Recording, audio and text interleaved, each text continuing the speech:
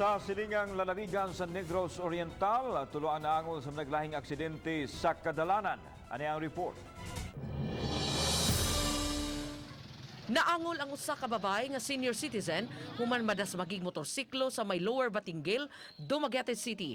Mga pangus-pangus og bunog sa lawas ang nahiaguman ni Vilma Derrama mulupyo sa dapit. Naangol usab si Rene Monde nagmaniho sa motorsiklo nga usa-usab ka senior citizen. Sa investigasyon sa traffic section sa Dumaguete City Police, gikan si Monde sa Kanduay ug nagsubay sa Lower Batinggil diyang nadasmaga niya si Derrama.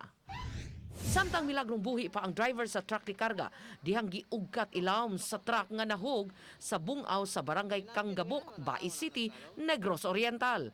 Talandugon pa ang kahimtang ni Ramon Oplas, minyo nga taga barangay Lapuz Norte, Iloilo City, gumikan sa kadaot sa lawas nga iyang naangkon. Sigon sa investigasyon sa traffic police sa Bais, nagbinugtong si Oplas sa biyahe aron ihatod ang kargang abono gikan sa Iloilo City paingon sa Manhuyod, Negros Oriental. Apan pag-abot sa likuong bahin sa barangay Kanggabok, nahog ang truck sa 15 katiil nga habog sa bungaw ug mitugpa sa suba. Gitutukan pa karon kung mechanical ba o human error ang hinungdan sa aksidente. Uban ni Clarence Gabutin, Chelo Valiena, Balitang Bisnap.